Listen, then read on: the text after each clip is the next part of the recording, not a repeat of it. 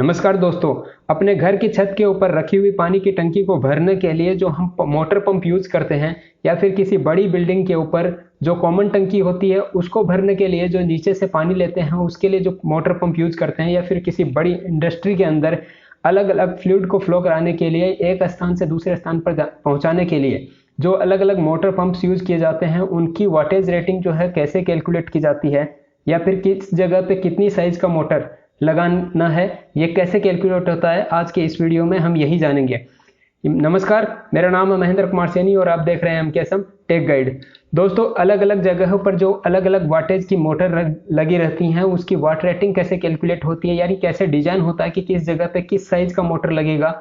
देखिए, सबसे पहले इसके कैलकुलेशन को समझने के लिए, यानी किसी मोटर के वाट, किलोवाट या HP निकालने के लिए कि कितना HP का मोटर हमको यूज करना पड़ेगा हम अपने फ्लूइड को फ्लो कराने के लिए, तो ये कैलकुलेट करने के लिए सबसे पहले आपको ये समझना है कि हम मोटर के द्वारा एक्चुअल में क्या कार्य करवाना चाहते हैं। इसका मतलब ये होता है कि हम मान लो किसी एक टैंक A से हमको कोई फ्लूइड टैंक B तक पहुंचाना है, तो हमको क्या क्या कैलकुलेशंस करने पड़ेंगे अपने मोटर की रेटिंग निकालने के लिए। तो वो देखिए, सबसे पहले आपको पहले ये देखना है कि आपका जो फ्लूइड है वो फ्लूइड क्या है, यानी कि कौन सा लिक्विड है।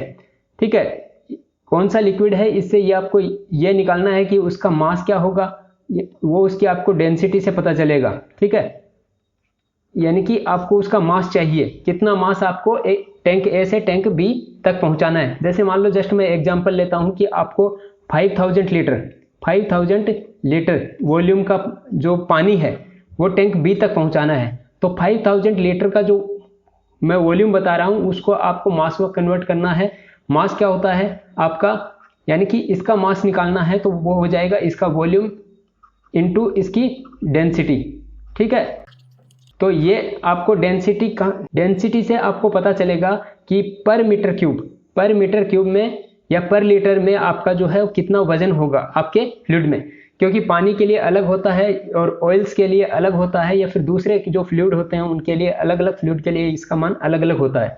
तो सबसे पहले आपको ये कैलकुलेट करना है कि आप जो फ्लूइड यूज करने वाले हैं वो कितना लीटर आपको वहां पहुंचाना है, उतने लीटर के लिए उसका मास क्या होगा। देखिए, बेसिकली मोटर से हम क्या करवाना चाहते हैं कि यहाँ पे इस पोजीशन पे, यानी टैंक A की पोजीशन के अंदर जो हमारा फ्लूइड है उसकी जो पोटेंशियल एनर्जी है उसको कुछ एनर्जी देके उस कुछ एनर्जी से हम उसको टैंक B तक पहुंचाएंगे। अब हम जो जितनी एनर्जी उसको पुट करेंगे मोटर के द्वारा, वही एनर्जी पर सेकेंड में कितना हमने दी है वही होगा हमारा पावर। यानी कि बेसिकली पावर जो होता है वो क्या होता है, हम पावर जो कैलकुलेट कर रहे हैं वो होता है हमारा एनर्जी पर सेकंड। ठीक है, एनर्जी पर सेकंड। तो एनर्जी और टाइम का जो रेशियो है, जैसे मान लो कि हमने 5000 लीटर जो पानी एक टैंक A से टैंक B तक पहुंचाने के लिए जो कार्य कर रहे हैं वो कितने टाइम में करेंगे और कितने टाइम में करेंगे। जैसे मैं जस्ट एग्जांपल ले रहा हूं कि 5000 लीटर का जो पानी है हमको 15 मिनट में यहां टैंक B में पहुंचाना है। ठीक है, तो हमारा कार्य क्या है, 5000 लीटर को टैंक B में पहुंचाने के लिए हमको 15 मिनट का टाइम लग रहा है। तो पर सेकंड हमको कितनी एनर्जी कंज्यूम हो रही थी वही किसके बराबर होगा, हमारा पावर के बराबर होगा।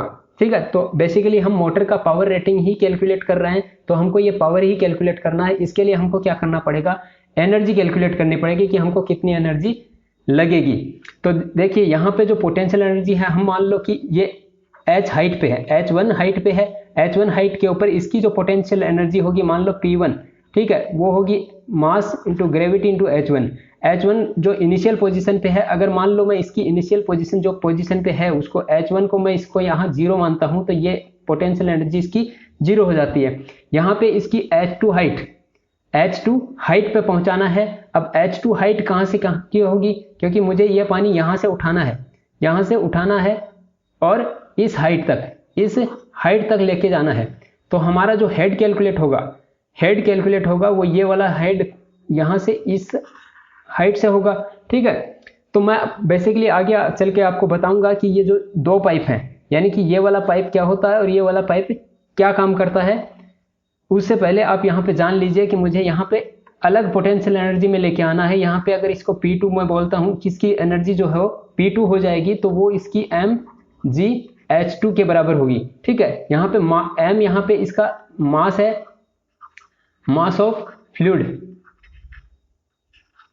जो भी हम फ्लूइड फ्लो करवाएंगे उसका मास है, और g यहाँ पे अर्थ ग्रेविटी है जो कि दोनों पोजीशन के लिए लगभग सेम होगी, और H2 जो कि किसके बराबर होगा, इसके हेड के बराबर होगा। तो आपको हेड कैलकुलेट करना होगा, मास कैलकुलेट करना होगा। ये दो चीजें यहाँ पे कैलकुलेट करने से हमारा जो है पावर रेटिंग कैलकुलेट करने के लिए इजी हो जाएगा। और दूसरा आपको ये कंसीडर करना है कि आपका जो फ्लो रेट है, फ्लो रेट कैलकुलेट करना है। यानी कि फ्लो रेट क्या होता है कि जैसे मान लो 5000 लीटर मैंने इस 15 मिनट के अंदर इस टैंक बी में पहुंचा रहा हूं, तो हमारा फ्लो रेट क्या होगा, 5000 लीटर पर 15 मिनट। ठीक है, तो इसकी जो वैल्यू आएगी कैलकुलेट करने से वो आएगी हमारी लीटर पर मिनट में। तो ये आपको कैलकुलेट करना है। बेसिकली ये फ्लो रेट जो है वो मीटर क्यूब में लेंगे हम, लीटर को मीटर क्यूब में चेंज कर लेंगे, और इंडस्ट्री में या फिर स्टैंडर्ड जो फ्लो रेट की यूनिट होती है वो आपकी मीटर क्यूब पर हावर में ली जाती है। ठीक है, तो इसका जो क्वांटिटी है उसको हम क्या करेंगे, दूसरी यूनिट में चेंज कर लेंगे। अब देखिए कैसे चेंज करेंगे, क्योंकि हमारा जो 1 मीटर क्यूब होता है, 1 मीटर क्यूब होता है वो किसके बराबर होता है, 1000 लीटर के बराबर होता है। मैं पानी के लिए बात कर रहा हूँ। ठीक है, ये स्पेसिफिक ग्रेविटी से पता चलेगा कि आपको 1 मीटर क्यूब में कितना लीटर फ्लूइड आएगा। ये पानी के लिए 1000 लीटर है। ठीक है, अगर मैं 5000 लीटर के लिए बात करूं तो मेरा मीटर क्यूब में यूनिट क्या हो जाएगा, यहाँ पे 5 मीटर क्यूब। ठीक है, मेरा वॉल्यूम जो है 5000 litre equal to 5 metre cube के बराबर है। ठीक है, ये इसका वॉल्यूम है। अब वॉल्यूम को आप फ्लो रेट में निकालेंगे तो यहाँ पे मिनट में दिया है। अगर इसको पर हावर में निकालना है, पर हावर में निकालना है तो 5000 को हम हावर में निकालेंगे तो यहाँ पे नीचे से 4 से गुना कर देंगे और ऊपर भी 4 से गुना कर देंगे, तो ये 20,000 लीटर पर हावर आ जाएगा। ठीक है, 20,000 लीटर जो किसके बराबर होगा, 20,000 जो लीटर है ये हो जाएगा 20 मीटर क्यूब पर हावर के। ठीक है, तो इस तरीके से हम जो है हमारा फ्लो रेट कैलकुलेट करते हैं। तो अभी हमने देख लिया कि मास जो है वो डेंसिटी से निकालेंगे। डेंसिटी किससे निकलेगी, हमारी वॉल्यूम से। अब पानी के लिए अगर इसकी डेंसिटी निकालनी है तो पानी के लिए डेंसिटी जो है वो 997 kg पर मीटर क्यूब होता है, kg पर मीटर क्यूब होता है। ये मैं आपको बताऊंगा कि किस तरीके से जो है अलग अलग फ्लूइड की जो है डेंसिटी अलग अलग होती है। तो डेंसिटी जो है उसकी सहायता से हम डेंसिटी को अगर वॉल्यूम से कैलकुलेट इनटू करेंगे तो हमारा क्या होगा, इसका मास आ जाएगा। अभी हमारा मास जैसे मान लो मैंने 5000 लीटर के लिए यूज किया था, तो वहां पे इसको 5 से मल्टीप्लाई करेंगे, इनटू 5 करेंगे तो हमारा क्या हो जाएगा, इसका मास आ जाएगा। ठीक है, तो इसी एग्जाम्पल को हम और डिटेल में समझेंगे। तो बढ़ते हैं आगे। सबसे पहले आपको ये देखना है कि हमारा जैसे मान लो पंप की पोजीशन है, या अगर किसी टैंक से पानी को किसी दूसरे टैंक में ट्रांसफर करना है तो ये वाली पोजीशन यूज की जाती है। या फिर आपको बोरवेल से पानी निकालना है, यानी जमीन के अंदर पानी निकालना है, तो वहां पे हमारा पानी का लेवल ये होगा, हमारा मोटर जो है ऊपर रखा रहता है, तो ये वाला पोजीशन हमारा पंप का होगा। अब इस पंप के अंदर ये वाला जो एरिया है वो इसका स्टैटिक सक्शन हेड कहलाता है, और इसके ऊपर का यानी कि पानी का जो लेवल है उसको वहां से ऊपर उठाने के लिए, क्योंकि पानी ऑलरेडी इस पोजीशन में है तो हमको इसकी और हाइट पे ले जाना है, तो जितनी और हाइट पे ले जाएंगे यही इसका होता है स्टैटिक हेड। ठीक है, स्टैटिक हेड, और ये इसका दोनों को कैलकुलेट करेंगे तो ये होता है इसका टोटल डिस्चार्ज हेड। ठीक है, टोटल डिस्चार्ज हेड को मैकेनिकली यूज किया जाता है इसके फ्रिक्शन लॉसेस के अंदर, यानी कि पाइप के अंदर और एल्बोज के अंदर जो जॉइंट्स हैं, या फिर पंप के इंपेलर के अंदर जो इसके फ्रिक्शन लॉसेस होते हैं उनको कैलकुलेट करने के लिए। इस वाली पोजीशन में देखिए ये वाला यहाँ पंप के नीचे का जो एरिया है यहाँ तक का, ये वाला इसका टोटल सक्शन हेड होगा और ये इसका डिस्चार्ज हेड होगा, और दोनों को कैलकुलेट करेंगे यहाँ से लेकर यहाँ तक, क्योंकि हमको पानी को यहाँ पहुँचाना है, तो ये इसका दोनों का सम हो जाएगा। यहाँ से यहाँ तक की जो हाइट होगी वो इसका हेड होगा, जिसको हम H मानते हैं। ठीक है, ये इसका हेड होगा, यानी कि हेड कहाँ से कहाँ तक कैलकुलेट करना है ये समझ गए होंगे। या फिर हम जैसे मान लो किसी तालाब का पानी किसी दूसरे हाइट के ऊपर किसी दूसरे टंकी के अंदर पहुंचाते हैं, तो वहां पे हमारे पंप की पोजीशन इस प्रकार से होती है। तो वहां पे जो पंप पाइप होता है वो थोड़ा सा एल्बो में होता है, लेकिन हम जब इसका हेड कैलकुलेट करेंगे तो वो इस तरीके से करेंगे कि जैसे सक्शन हेड है, यानी कि पानी का लेवल यहाँ पे है, सक्शन हेड हमारा यहाँ तक से यहाँ तक हो जाएगा, यानी कि ये वाला जो डिस्टेंस होगा मिनिमम डिस्टेंस, ये इसका सक्शन हेड होगा। यहाँ से पंप के इंपेलर से लेकर पाइप के हार्ट जो दूसरा वाला टैंक है उसके बीच की जो हाइट है वहां तक हमारा होगा इसका डिस्चार्ज हेड, और इन दोनों का सम होगा हमारा टोटल हेड। ठीक है, तो टोटल हेड कैसे कैलकुलेट करते हैं ये भी समझ में आ गया होगा, उसके जो कि हम हाइट के लिए यूज करते हैं। एक होता है एनपीएसएच। एनपीएसएच मतलब किसी भी पंप को देने के लिए नेट पॉजिटिव सक्शन हेड देना जरूरी होता है, क्योंकि अगर हम इसको वैक्यूम दे देंगे तो वहां पे जैसे ही पंप को चालू करेंगे तो वहां पे वेपर प्रेशर बनेगा जिससे कि कैविटेशन होगा और इंपेलर डैमेज हो जाता है। इसके लिए हमको एक पॉजिटिव सक्शन हेड हमेशा पंप को देना होता है। इसका मतलब यहाँ पे देखिए जैसे ये वाला जो एरिया है, ये वाला जो हमने पानी में डुबो के रखा है, यही इसका नेट पॉजिटिव सक्शन हेड है। ये मिनिमम कितना होना चाहिए ये मैकेनिकली कैलकुलेट किया जाता है। अब इसके बाद में देखते हैं इसका हेड क्या होता है। हेड जैसे मैंने आपको बताया कि जिस पाइप के अंदर आपका टोटल पानी फ्लो होता है, पानी प्रेशर से फ्लो होता है, वही होता है इसका हेड। और टोटल हेड क्या होता है, जो कि डिस्चार्ज हेड और सक्शन हेड का दोनों का सम जो होता है उसको बोलते हैं टोटल हेड। उसके बाद में फ्लो रेट, यानी कि पर होवर हम कितना पानी एक टैंक से दूसरे टैंक तक पहुंचा रहे हैं, वो उसका होता है फ्लो रेट। उसके बाद में स्पेसिफिक ग्रेविटी कैलकुलेट करते हैं ताकि हम इसका मास निकाल सकें और हम अपना मोटर का रेटिंग निकाल सकें। और जो कि क्या होता है, स्पेसिफिक ग्रेविटी क्या होता है, एक कंपैरिजन होता है कि हमारा हम जो फ्लूइड फ्लो करवाएंगे वो पानी की तुलना में कितना भारी है, यानी कि उसका मास, हमारे फ्लूइड का मास और पानी के मास का रेशियो होता है। ठीक है, यही होता है हमारा स्पेसिफिक ग्रेविटी, जो कि हमारा ऑब्जेक्ट यानी कि जो फ्लूइड हम फ्लो कराएंगे उसका मास और पानी के मास का रेशियो। ठीक है, अब डेंसिटी जो क्या होती है, मास अपॉन वॉल्यूम, जो कि अलग अलग पाइप के लिए, अलग अलग लिक्विड के लिए अलग अलग होती है। जैसे कि यहाँ पे मैंने आपको दिखाया है कि पानी के लिए इसका मान जो होता है 1 ग्राम पर सेंटीमीटर क्यूब होता है, लेकिन ये छोटी यूनिट है इसलिए वह यहाँ पे 1.00 लिखा है। अगर आप इसको केजी पर मीटर क्यूब में निकालेंगे तो ये वैल्यू जो है वो 997 केजी मीटर पर मीटर क्यूब के बराबर होती है। ठीक है, तो हम यहाँ पे ये वाला जो है क्वांटिटी है इसका यूज करेंगे हमारी कैलकुलेशन के लिए। तो इस जो डेंसिटी का फॉर्मूला है equal to mass upon volume, उससे हम अपना मास कैलकुलेट करेंगे, क्योंकि हमको क्या है, पोटेंशियल एनर्जी कैलकुलेट करनी है। ठीक है, हमारी हेड के लिए। ठीक है, तो ये यहाँ पे दिखाया है मैंने कि किस तरीके से जो स्पेसिफिक ग्रेविटी होती है वो भी अलग अलग फ्लूइड के लिए अलग अलग होती है। जहाँ पे पानी के लिए स्पेसिफिक ग्रेविटी जो है वो यूनिटी मानी जाती है। ठीक है, इसके बाद में आपको एक चीज और बताता हूँ कि जैसे मान लो कि एक पंप है जिसको हम एक सक्शन देकर एक हाइट पे अगर पहुंचाना है, अगर पानी ऑलरेडी उतनी हाइट पे है तो हमारा जो हेड होगा, क्योंकि हम यहाँ से पानी सक करते हैं और यहाँ पे छोड़ देते हैं, ऑलरेडी पानी इस हाइट पे है, तो ऐसी पोजीशन के अंदर हमको लिफ्ट करने की आवश्यकता नहीं है, हमारा हेड जीरो होगा। हेड जीरो होगा तो हम कोई पोटेंशियल एनर्जी mgh, जो h हमारा क्या हो जाएगा, जीरो, तो हमारी पोटेंशियल एनर्जी भी जीरो लगेगी। ठीक है, लेकिन यहाँ पे जो है, यहाँ पे देखिए पानी का पोजीशन इस हाइट पे है और हमको पानी जो है इस हाइट पे पहुंचाना है, तो ये वाली जो हाइट है इसके लिए हमको एनर्जी देना पड़ेगा, जो कि किस हाइट के लिए देना पड़ेगा। यहाँ पे मान लो कि ये यहाँ से पंप के सक्शन से 4 फीट की हाइट पे पानी ऑलरेडी है, हमको 2 फीट और ऊपर पहुंचाना है, तो 2 फीट के लिए हमको काम करना पड़ेगा, यानी कि हमारा हेड जो होगा ओनली 2 फीट होगा।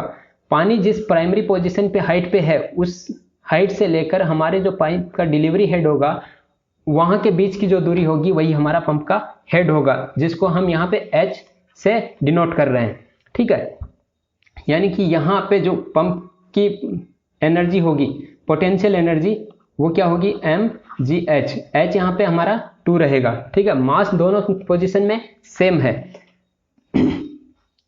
ये सब समझने के बाद में अभी हम आपको पूरी अच्छे तरीके से एक एग्जांपल के साथ बताते हैं कि किस तरीके से एक पंप से हम दूसरे एक टैंक से दूसरे टैंक तक पानी पहुंचाने के लिए हमको एक मोटर यूज करना है। उस मोटर के अंदर कुछ एक लॉसेस होंगे, ठीक है। अभी हम लॉसेस की बात करते हैं कि हमारे कहाँ कहाँ लॉसेस होते हैं। देखिए, आप अगर एक इस टंकी का पानी इस पाइपलाइन के थ्रू जाएगा, पाइपलाइन के थ्रू जाएगा तो पाइप की जो सरफेस है उस सरफेस पे एक फ्रिक्शन क्रिएट होगा, जिसके खिलाफ हमको एक एनर्जी देनी है।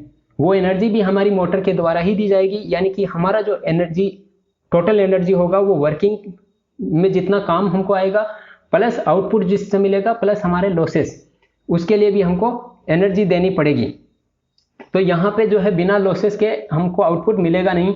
तो ये पूरा पाइपलाइन का रास्ता उसमें होगा फ्रिक्शन लॉसेस प्लस हमारी मोटर के अंदर भी हीट लॉसेस, कॉपर लॉसेस और फ्रिक्शन लॉसेस होंगे, उनके लिए भी हमको एनर्जी देनी पड़ेगी। तो हमारा जो आउटपुट मिलेगा, आउटपुट जो मिलेगा वो हमारा टोटल जो होगा इनपुट जो होता है उसमें से हमारे कुछ एक लॉसेस होने के बाद मिलेगा, ठीक है।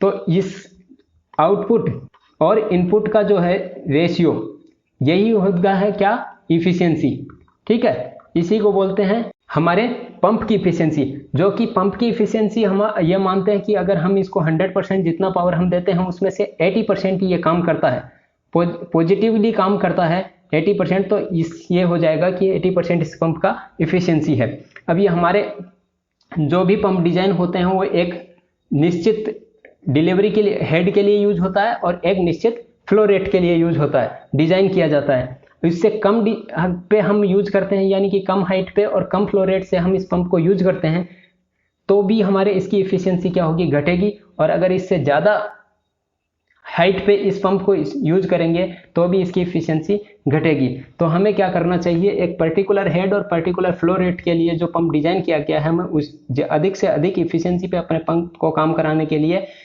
उसी हेड के लिए, लगभग उसी हेड के लिए यूज करना चाहिए। पीछे की एक साइड में आपको यहाँ पे एक चीज और दिखा देता हूँ कि जैसे जैसे हमारे पंप का पानी इस टैंक से यहाँ पे पहुँचता रहेगा तो वैसे वैसे इसका जो हाइट है वो धीरे धीरे कम होगा, यानी कि हमारा धीरे धीरे क्या होगा, हेड का लेंथ बढ़ता जाएगा, ठीक है। तो हमको जो कैलकुलेशन एक्चुअल में करना चाहिए वो हमारे फाइनल जो फाइनल डिप्थ है उसके लिए करना चाहिए, यानी कि यहाँ तक हमको कैलकुलेशन हेड यूज करना चाहिए कैलकुलेट करते समय, पंप की कैपेसिटी निकालते समय, ठीक है। तो यहाँ पे मैंने आपको इफिशियंसी के बारे में बताया कि कुछ लॉसेस होने के बाद में हमको एक्चुअल पावर जो है वो 80% ही यूज होता है।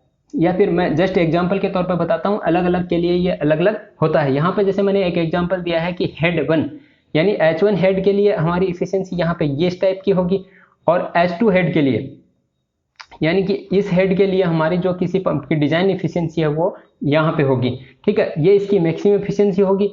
अगर इससे ज़्यादा हेड हमारा बढ़ता है तो भी हमारी इफिशियंसी यहाँ पे घटेगी। ये एक ट्रेंड ग्राफ है जो कि पंप की इफिशियंसी, पंप के परफॉर्मेंस के लिए निकाला गया है, उसके एक फ्लो रेट के लिए और उसके हेड के लिए, ठीक है।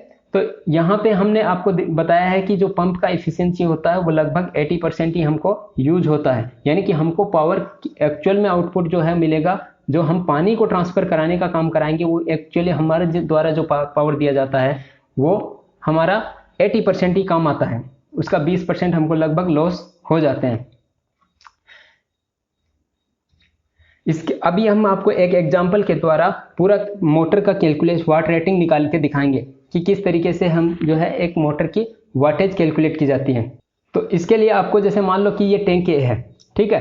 टैंक ए में हमको 5000 लीटर पानी को हम टैंक बी में पहुंचाना है, ठीक है। यहाँ पे इसकी एनर्जी, पोटेंशियल एनर्जी मैं 0 मानता हूँ। यहाँ पे हमारी पोटेंशियल एनर्जी क्या होगी, इसकी पोटेंशियल एनर्जी यानी कि पीई जो मैं कैलकुलेट कर रहा हूँ वो होगी, मान लो इसका mgh, ठीक है। mgh, h क्या है, यहाँ पे इसका हेड है, ठीक है। यहाँ से मैं पानी सक करूँगा और मुझे इस हाइट तक पहुँचाना है पानी को, ठीक है। तो ये हमारा इसके बीच की जो डिस्टेंस होगी वो हमारा हो जाएगा इसका हेड, ठीक है, जिसको मैं मान लो एग्जाम्पल के तौर पर 10 मीटर मानता हूँ, ठीक है। तो ये हमारा वॉल्यूम है 5000 लीटर। 5000 लीटर हमारा वॉल्यूम है जो कि किसके बराबर होगा, 5 मीटर क्यूब के बराबर, ठीक है। अब 5 इसको मैं अगर इसका मास कैलकुलेट करूं पानी के लिए, वाटर के लिए इसका मास कैलकुलेट करूंगा तो मास क्या हो जाएगा हमारा वॉल्यूम इंटू डेंसिटी, ठीक है, वॉल्यूम इंटू डेंसिटी यानी कि 5 metre cube, 5 metre cube into density क्या है हमारी पानी के लिए 997 kg पर मीटर क्यूब, kg पर मीटर क्यूब, ठीक है। तो मीटर क्यूब से मीटर क्यूब कैंसिल हो जाएगा और ये इनको दोनों को कैलकुलेट करूंगा तो हमारा जो है इसका मास आ जाएगा, यानी कि कितना आएगा 5894, ये इसका kg, ठीक है। इतना हमारे इसका हम मास ट्रांसफर करेंगे एक इस पोजीशन से इस पोजीशन के लिए, ठीक है, क्योंकि हम क्या कर रहे हैं पीई निकाल रहे हैं, यानी कि इसका पोटेंशियल एनर्जी जो कि क्या है mgh, हम हमने कैलकुलेट कर लिया है g, अब g यहाँ पे क्या है ग्रेविटी है, ठीक है, जो कि किसके बराबर होता है 9.80666 इस तरीके से होता है, तो जिसको हम यहाँ पे कैलकुलेशन के लिए यूज करेंगे 9.81 मीटर पर सेकंड स्क्वायर, ठीक है, मीटर पर सेकंड स्क्वायर। तो ये हमारा ग्रेविटी जो कि कांस्टेंट है पृथ्वी के लिए। उसके बाद में हम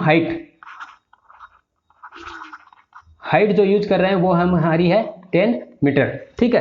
तो यहाँ पे जो पोटेंशियल एनर्जी होगी वो क्या हो जाएगी हमारी पीई, जो कि कैलकुलेट कर रहे हैं हम, ये वैल्यू हम लिख देंगे यहाँ पे 985 kg इंटू 9.81 मीटर पर सेकंड स्क्वायर, ठीक है, इंटू हमारा हाइट 10 मीटर। अब यहाँ पे जो कैलकुलेटेड वैल्यू आएगी वो किसके बराबर होगी, मैं कैलकुलेटर से कैलकुलेट कर रहा हूँ यहाँ पे 489,028.5, ठीक है। अब यहाँ पे हो जाएगा इसका यूनिट क्या kg into metre square upon second square, ठीक है, जो कि यहाँ पे किसके बराबर है, जो यूनिट है वो किसके बराबर है जूल के बराबर है, ठीक है। तो ये हमारी एनर्जी इतनी हमको 5000 लीटर को यहाँ से यहाँ तक पहुँचाने में लगेगी। अब अगर हमारा 5000 लीटर का जो पानी है वो हम 15 मिनट, यानी कि हमारा फ्लो रेट जो है, फ्लो रेट जो क्यों मानते हैं वो 15 मिनट के अंदर हम फ्लो करवाते हैं पूरा पानी को, तो फ्लो रेट क्या हो जाएगा हमारा, यानी कि हमको जो एनर्जी हमसे कंज्यूम करवाई है वो उसका टोटल टाइम क्या है 15 मिनट का है, ठीक है। यानी कि हमको 5000 लीटर अगर इस टैंक में पहुंचाने में 15 मिनट का टाइम लगता है तो हमारा फ्लो रेट क्या होगा 15 मिनट के हिसाब से कैलकुलेट होगा। अब पर सेकंड एनर्जी क्या होता है, ये पावर क्या होता है हमारा, पावर क्या होता है एनर्जी अपॉन टाइम, ठीक है, यानी कि पर सेकंड कितने जूल एनर्जी लगी वही हमारा क्या होता है इसका पावर होता है, ठीक है। तो देखिए पर सेकंड निकालने के लिए हम क्या करेंगे, यानी कि हमारा पावर कैलकुलेट करने के लिए हम क्या करेंगे, हमने जो एनर्जी पीई निकाला है उसमें हमारा जो फ्लो टाइम है उसका भाग दे देंगे, यानी कि 409,028.5 जो है उसके अंदर हमारा जो टाइम है 15 मिनट, उसको हम सेकंड में कैलकुलेट करेंगे, यानी कि सेकंड इंटू 60 कर देंगे तो सेकंड हो जाएगा, ये हो गया हमारा सेकंड, ये हो गया हमारा जूल, ठीक है, इतना हमारा जूल एनर्जी हो गया। अब इसको जब कैलकुलेट करेंगे तो हमारा जो है क्या आ जाएगा जूल पर सेकंड जो कि इक्वल टू होता है किसके वाट के बराबर, यानी 543.365 जूल पर सेकंड, जो कि किसके बराबर होता है वाट के बराबर, इसी को हम क्या बोलते हैं वाट बोलते हैं। तो यह हो गया हमारा पावर कैलकुलेट, यानी कि पावर जो हमारा एक्चुअल में कौन सा पावर कैलकुलेट हुआ अभी, जो 5000 लीटर का पानी हमको यहाँ से इसके अंदर पहुंचाने के लिए, अभी हमको क्या है कुछ एक पावर इसको मोटर के फ्रैक्शन लॉसेस और मोटर के जितने भी लॉसेस हैं उनको देने के लिए भी चाहिए। तो हमने जैसे आपको बताया कि लगभग पंप की इफिशियंसी 75% से, पंप की जो इफिशियंसी होती है वो लगभग 75% से 85% के बीच में होती है ये। और हम इस एग्जाम्पल के लिए अगर मान लो यहाँ पे इफिशियंसी हम मानते हैं 80% का, ठीक है, तो 80% यानी कि 0.8, इतना ही हमको ये वाला काम करने के लिए यूज हुआ, तो जो 20% था वो भी हमको कैलकुलेट करना पड़ेगा टोटल पावर देने के लिए। तो वो निकालने के लिए हमारे मोटर पावर ऑफ मोटर क्या होगा, ये हमारा जो हमने पावर जो कैलकुलेट किया है डिवाइडेड बाई इसका इफिशियंसी कर देंगे तो हमारे जो है मोटर का पावर आ जाएगा। तो देखिए 543.365 जो वाट है उसके अंदर हम इफिशियंसी का भाग देंगे, यानी कि ऐड कर दें का भाग देंगे, तो हमारी जो वैल्यू आएगी वो एक्चुअल मोटर का वाटेज आएगा। ये वाटेज हमको किसके लिए चाहिए? ये वाला जो वाटेज हमने कैलकुलेट किया है, ये वाला वाटेज हमको 5000 लीटर को यहाँ से टैंक 2 में पहुँचाने के लिए चाहिए। अब कुछ लॉसेस होंगे इस प्रोसेस के अंदर, वो हमने ऐड कर दिया इफिशियंसी के द्वारा। तो ये हमारा जो कैलकुलेट वैल्यू आएगा वो आएगा 692 वाट के बराबर। ये हमारी मोटर की पावर रेटिंग आएगी, यानी कि पावर रेटिंग ऑफ मोटर। अब ऐसी रेटिंग में आपको कोई भी पंप मिलेगा नहीं, क्योंकि बाजार में इसको अगर आप इक्वली माने 680 वाट के बराबर, तो 680 वाट का भी आपको पंप नहीं मिलेगा। ठीक है, इसके लिए आपको क्या करना पड़ेगा कि 680 वाट जो है उसको आपको लगभग 1 HP का मोटर के लिए खरीदना पड़ेगा, यानी कि 1 HP यानी कि 746 वाट के लिए, जो कि 1 HP का होता है। अगर आपको ये हमने जो वाटेज में कैलकुलेट किया था वैल्यू, अगर इसको किलोवाट में चेंज करना है तो 1 किलोवाट जो होता है वो 1000 वाट के बराबर होता है। ठीक है, तो आपके पास जो वाटेज वैल्यू आई है, यानी कि जो भी वाट में वैल्यू होती है उसको अगर डिवाइड कर देंगे 1000 से, तो आपकी जो वैल्यू आ जाएगी वो 1 किलोवाट आ जाएगी। और जो वाट वैल्यू आपकी कैलकुलेट कर रहे हो उसमें अगर 746 का भाग देते हैं तो हमारा वैल्यू जो आएगा, यहाँ पे जो क्वांटिटी आएगी वो HP में कैलकुलेट हो जाएगी। तो इस तरीके से आप किसी भी मोटर का, ये यहाँ पे तब यूनिट यूज किया जाती है जब हमारा वाट वैल्यू बहुत ज़्यादा हो जाए, यानी कि 10,000 20,000 हो जाए, तो उस जगह पे हम क्या है किलोवाट में रिप्रेजेंट करते हैं और या फिर HP में रिप्रेजेंट करते हैं। ठीक है, तो इस तरीके से उसका किलोवाट निकालते हैं या फिर HP कैलकुलेट करते हैं। उम्मीद करते हैं कि किसी भी मोटर के लिए वाटेज निकालना हो तो ये वाले तरीके से आप आसानी से निकाल सकते हैं। अब ये जो हमने फॉर्मूले पीछे में दिखाया आपको, यानी कि ये जो इसी फॉर्मूले को आप इस तरीके से भी लिख सकते हैं कि आपका जो मोटर का पावर होगा वो आपके मोटर की पोटेंशियल एनर्जी, यानी कि हम जो इस हाइट पर पहुंचा रहे हैं उसकी पोटेंशियल एनर्जी में आप टाइम के साथ इफिशियंसी का भाग दे देंगे, तो आपका क्या होगा, मोटर का वाटेज आ जाएगा। इसी फॉर्मूले को आप यूनिट्स चेंज करके, यहाँ पे हमने जो है ये जूल में लिया है, टाइम हमारा सेकंड में था। ठीक है, और इफिशियंसी का कोई यूनिट नहीं होता। तो इसी फॉर्मूले को आप यूज करके मोटर का पावर जो है वो इस तरीके से भी यूज निकाल सकते हैं। H हमारा हेड होगा, जो कि हमने हेड कैलकुलेट किया था वो, और Q हमारा फ्लो रेट होगा, और SP यहाँ पे एक स्पेसिफिक ग्रेविटी से इंटू करके 367 इंटू उसका इफिशियंसी। इस फॉर्मूले का यूज करके भी आप जो है यहाँ पे मोटर का वाटेज निकाल सकते हैं। यहाँ पे H जो है वो मोटर का हेड है। ठीक है, जो हेड कैसे कैलकुलेट करते हैं वो भी मैंने आपको बताया। ये इसका Q यहाँ पे फ्लो रेट है, ये यहाँ पे मीटर में होगा। फ्लो रेट जो है वो आपका मीटर क्यूब पर होवर में रहेगा। ठीक है, SP यहाँ पे स्पेसिफिक ग्रेविटी है, और ये ईटा यहाँ पे इफिशियंसी है। ठीक है, ये मोटर की इफिशियंसी है। इनका वैल्यू भी रख के आप इस वाले फॉर्मूले का यूज करके आप किसी भी फ्लो रेट के लिए, किसी भी हेड के लिए आपको कितने साइज का मोटर यूज करना है वो आप निकाल सकते हैं, कैलकुलेट कर सकते हैं। और उसके नज़दीकी वाट का जो बाजार में अवेलेबल है वो उससे थोड़ा ज़्यादा, आपने जो कैलकुलेट किया है उससे थोड़ा ज़्यादा ही वाट का मोटर आपको इंस्टॉल करना चाहिए।